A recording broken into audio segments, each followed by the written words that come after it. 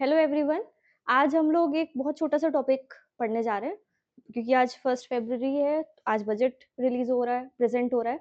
तो आज हम बजट क्या है, बजट के कंपोनेंट्स क्या हैं, बजट में होता क्या है, वो थोड़ा-सा आज देखते हैं। बजट कह सकते हैं एक जैसे अगर सरकार का लेखा-जोखा होता है, बजट एक जो सरकार फिस्कल पॉलिसी लाती है अपनी, तो वो एक बजट एक टूल होता है उस फिस्कल पॉलिसी को करने में। जैसे फिस्कल पॉलिसी क्या होती है?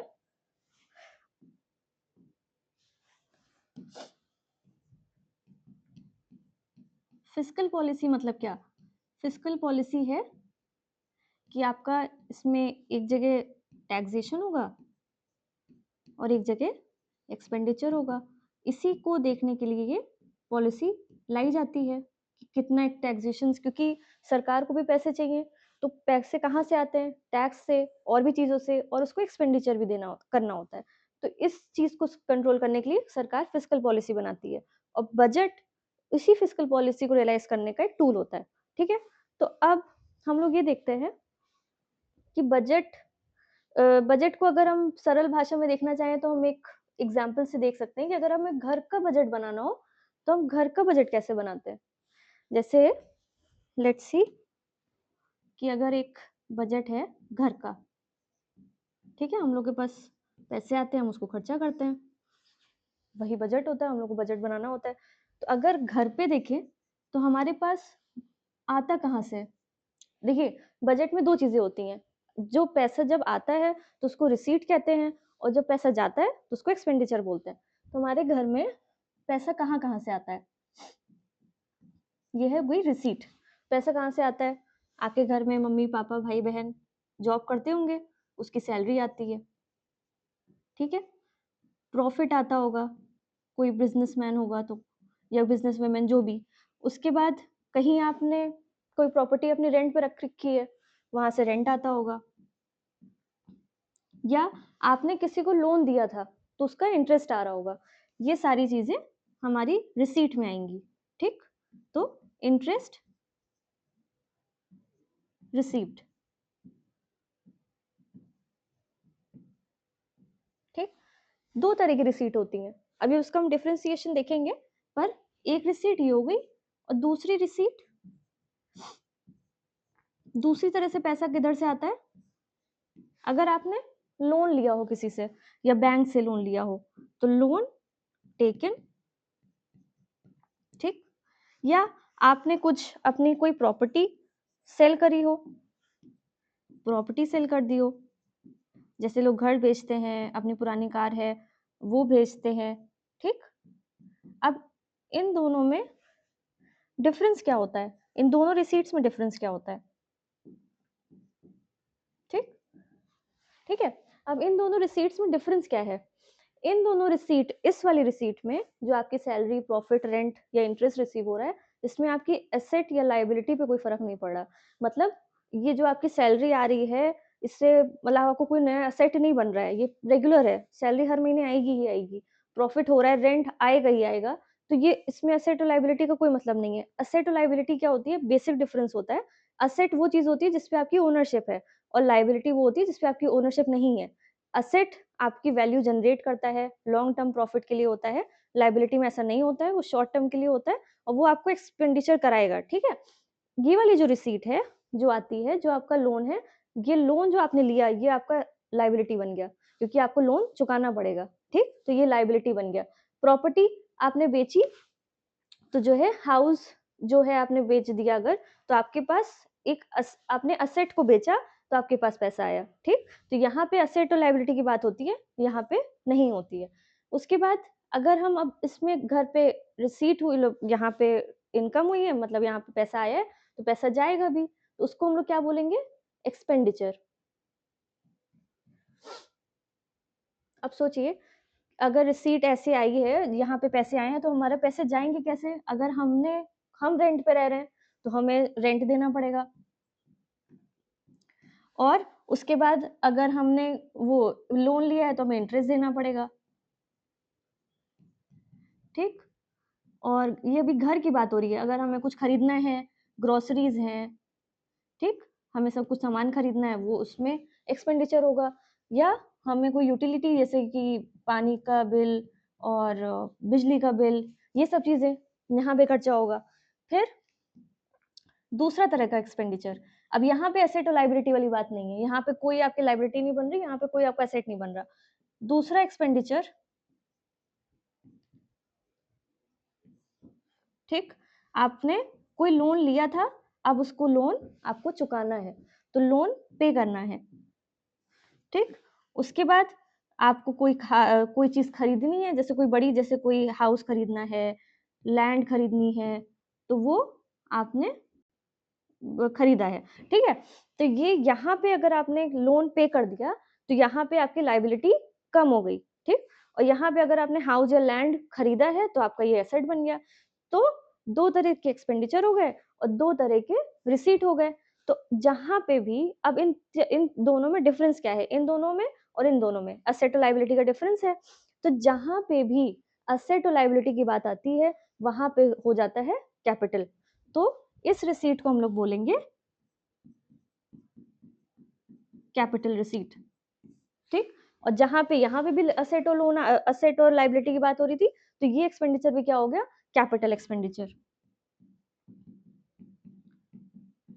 और जहाँ पे एसेट और लायबिलिटी पे कोई फर्क नहीं पड़ने वाला, वहां पे हो जाता है रेवेन्यू।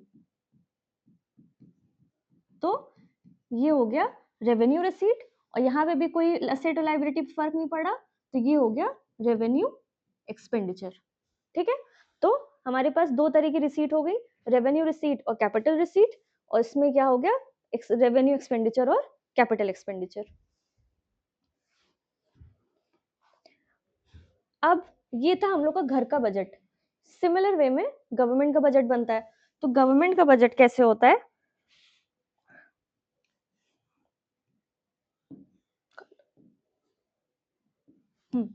जैसे ये है अब गवर्नमेंट का बजट, ठीक।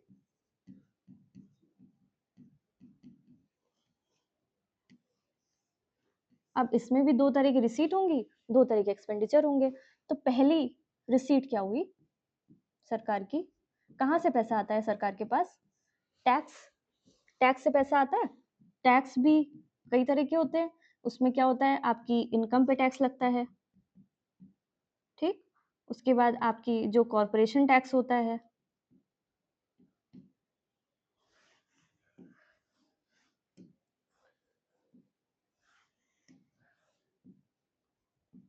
ठीक। और एक होता है आपका जीएसटी।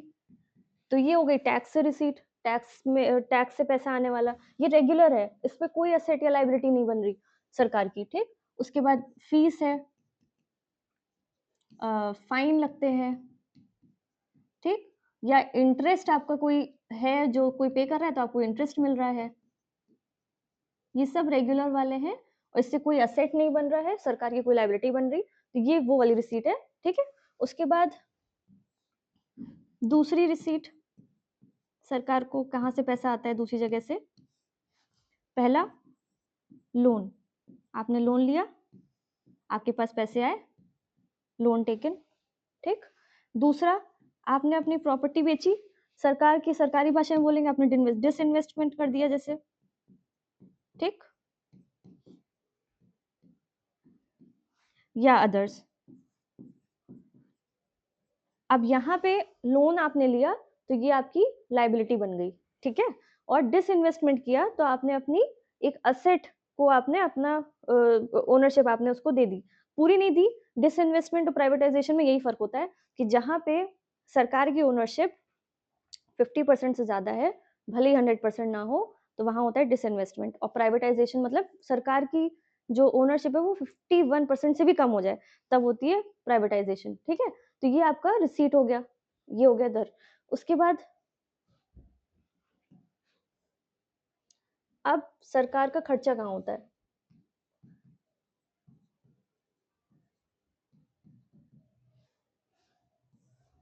लोगों को सैलरी देने में, ठीक, पेंशन,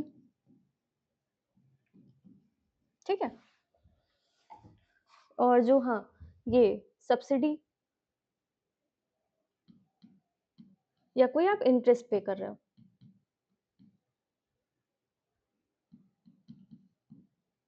इन सब में एक तो रेगुलर खर्चे हैं और इसमें कोई भी सरकार का एसेट नहीं बन रहा है, कोई नया एसेट नहीं बन रहा है और कोई लायबिलिटी नहीं बन रही है। ठीक है, उसके बाद दूसरा एक्सपेंडिचर,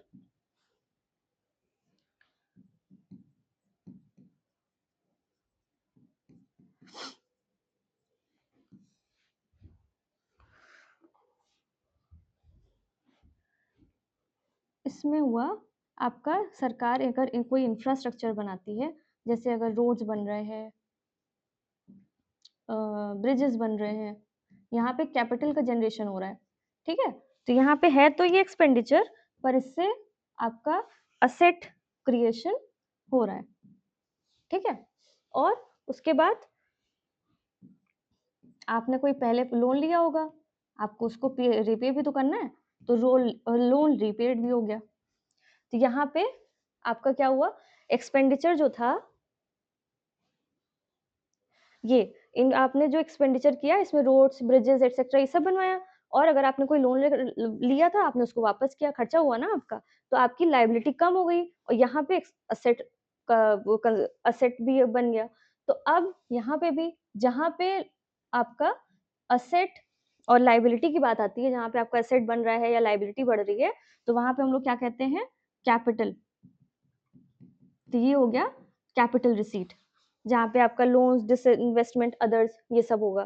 ठीक, उसी तरह एक्सपेंडिचर में भी यही होगा, जहाँ पे एसेट और उसकी लायबिलिटी की बात आएगी वहाँ पे कैपिटल बन जाएगा, और जहाँ पे एसेट और लायबिलिटी की कोई बात ही नहीं है वहाँ पे रेवेन्यू, रेवेन्यू रिसीट और रेवेन्यू एक्सपेंडिचर। ठीक है, तो ये है पूरा स्ट्रक्चर जो गवर्नमेंट ऐसे हम लोग को दिखता है हम लोग को। अब नेक्स्ट है जो बजट आता है, उसमें 3 कंडीशंस बनती हैं। ठीक है, पहला ये कि अगर सरकार की इनकम एक्सपेंडिचर से ज्यादा है। दूसरी कंडीशन, इनकम एक्सपेंडिचर के बराबर है। और तीसरा, इनकम एक्सपेंडिचर से कम है।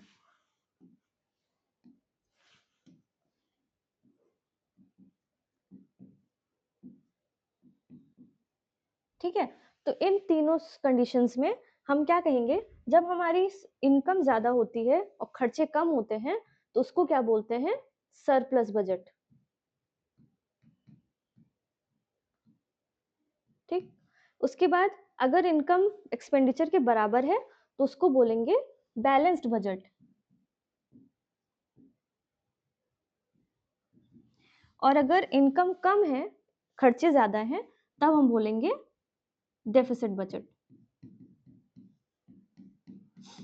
ठीक, इंडिया में बजट डेफिसिट ही रहता है। तो आप लोग ये बताइए कि डेफिसिट होना अच्छी बात है या बुरी। सब लोग यही कहेंगे कि इनकम कम है, खर्चे ज्यादा हैं, तो ये तो बुरी बात हो गई। लेकिन देखना ये होता है कि हम लोग की इनकम कम है पर एक्सपेंडिचर ज्यादा है क्यों, क्योंकि हमारी यहाँ जो अभी हम लोग एक डेवलपिंग कंट्री है, डेवलप्ड हुए नहीं है अभी, डेवलप्ड बनने की राह पर है, तो सरकार को खर्चे ज्यादा करने पड़ते हैं लोगों के वेलफेयर के लिए, लोगों के लिए स्कीम्स चलानी पड़ती हैं जिसमें सरकार का खर्चा ज्यादा होता है। और अगर वो नहीं करेगी, सरकार ये खर्चे नहीं करेगी, तो पॉपुलेशन वेलफेयर नहीं हो पाएगा, वेलफेयर स्टेट है हम लोग। तो इस वजह से इंडिया के केस में बजट डेफिसिट होना इज गुड। ठीक है, ये हो गया। अब हम लोग पढ़ेंगे कि डेफिसिट कितने तरह के होते हैं। ठीक, डेफिसिट के भी प्रकार होते हैं। एक पहला होता है रेवेन्यू डेफिसिट। रेवेन्यू डेफिसिट, ये तो नाम से ही पता चल रहा है, इसको आरडी बोलते हैं। और इसका क्या मतलब होता है, जो हमने अभी पहले पढ़ा, ये जो रेवेन्यू रिसीट है, रेवेन्यू रिसीट माइनस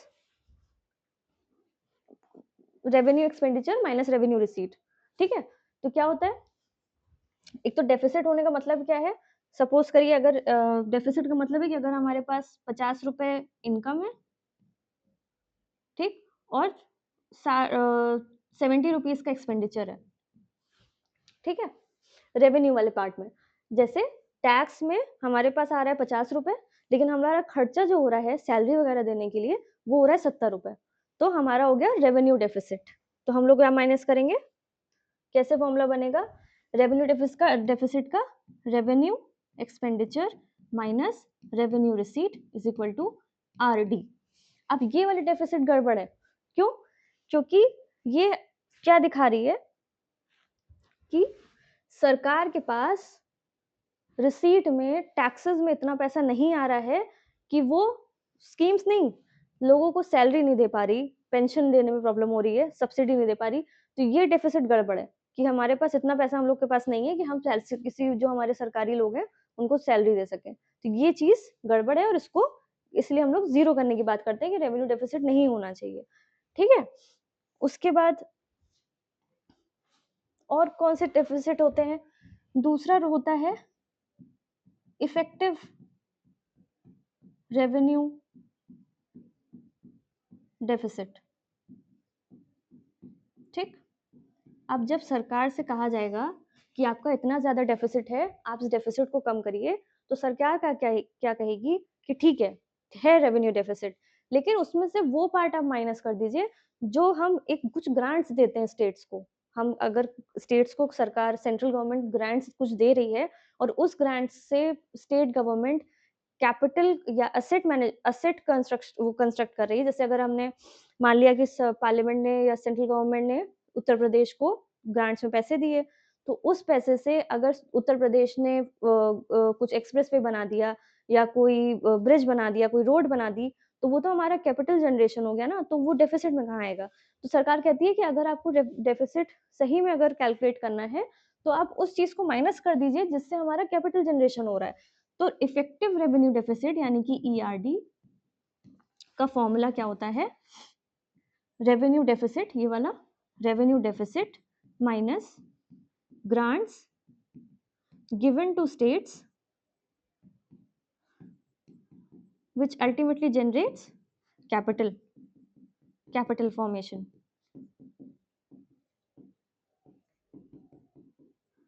तो ये बन के जो फाइनल आएगा वो आएगा आपका इफेक्टिव रेवेन्यू डेफिसिट, ठीक है।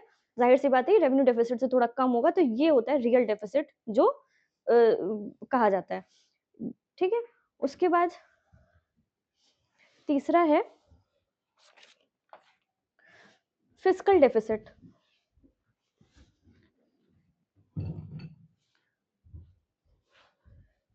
Fiscal deficit, fiscal deficit, fiscal deficit का क्या मतलब है, जाहिर सी बात है एक्सपेंडिचर हम लोग का ज्यादा है, तो ये कैसे निकलता है, ये निकलेगा total expenditure minus total revenue, नहीं इनकम, ठीक। अब ये देखते हैं कैसे, टोटल एक्सपेंडिचर का मतलब क्या है कि आपका जो रेवेन्यू एक्सपेंडिचर है और कैपिटल एक्सपेंडिचर है, तो इसको तो यही लिख लेते हैं कि जो एक कैपिटल एक्सपेंडिचर है और एक रेवेन्यू एक्सपेंडिचर है, माइनस क्या करना है टोटल इनकम। हमें दोनों रेवेन्यू रिसीट और कैपिटल रिसीट को माइनस नहीं करना है। ये जैसे कि हमने देखा था यहाँ पे, ये वाली रिसीट है कैपिटल इनकम में, कैपिटल रिसीट में, सॉरी कैपिटल रिसीट में जो इनकम है, अगर आपसे कोई कहा जाए कि आपकी इनकम क्या है, तो आप कह दे कि मेरी इनकम है 20,000 रुपए, तो ठीक है, तो आप उसको ब्रेक, फिर आप कहेंगे अच्छा 20,000 आप कमाते हैं, तो कहेंगे कि नहीं 15,000 हमने लोन ले रखा है और 5,000 मेरी खुद की सैलरी है, तो क्या वो 15,000 माने जाएंगे आपकी इनकम में? नहीं माने जाएंगे। तो ये होता है, इस पार्ट को हम लोग माइनस कर देते हैं। तो लोन टेकन को हम लोग डेट कहते हैं, डेट रिसीट है ये, ठीक। और जो इन्वेस्टमेंट या अदर से आया हुआ इनकम है, सॉरी रिसीट है, उसको बोलते हैं नॉन डेट, क्योंकि हमने उधार नहीं ली है, ये हम लोगों ने कुछ बेचा है, बाकी चीजों से आई है, तो नॉन डेट रिसीट्स हैं ये, ठीक।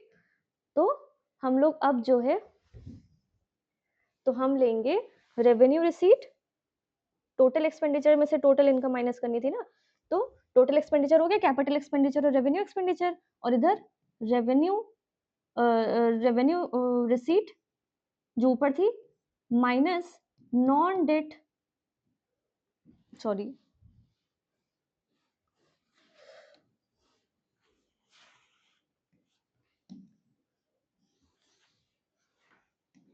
ये हो गई revenue receipt plus non debt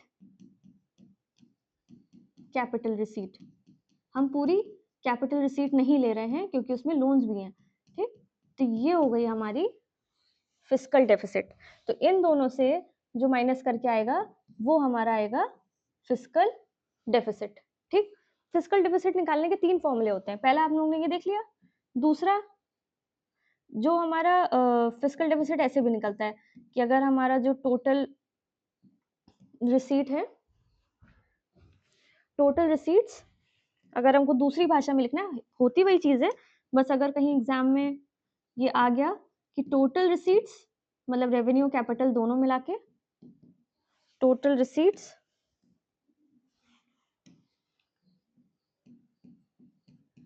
minus borrowings,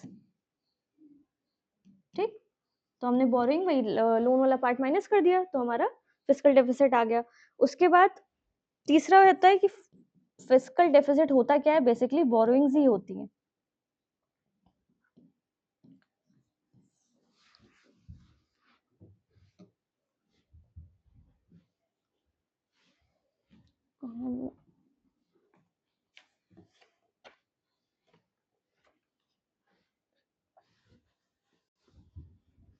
sorry formula थोड़ा गलत हो गया, एक second.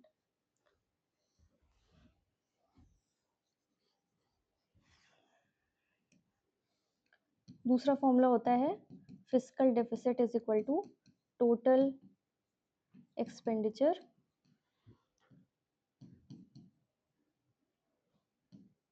Minus total receipts excluding borrowings।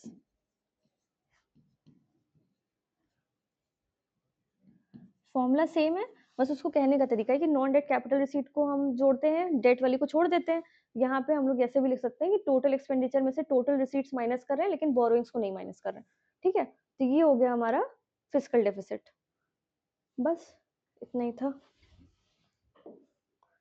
तो आज हम लोगों ने क्या पढ़ा, कैपिटल रिसीट और रेवेन्यू रिसीट में डिफरेंस, क्योंकि एग्जाम में पूछ लेते हैं कि जो अगर हमने टैक्स लिया है उसका इंटरेस्ट पेमेंट करना है तो हम किस में रखेंगे, उसको रेवेन्यू रिसीट में रखेंगे, रेवेन्यू एक्सपेंडिचर में रखेंगे। तो बस याद रखिएगा कि जहाँ पे आपकी एसेट या लाइबिलिटी वाला इशू नहीं आ रहा कि अगर आपका एसेट बन रहा है या खर्च हो रहा है या लाइबिलिटी आपके ऊपर आ रही है, लाइबिलिटी कम हो रही है, तो वो सारी चीजें रेवेन्यू में जाएंगी। सेम चीज रिसीट में और सेम चीज एक्सपेंडिचर में, ठीक है।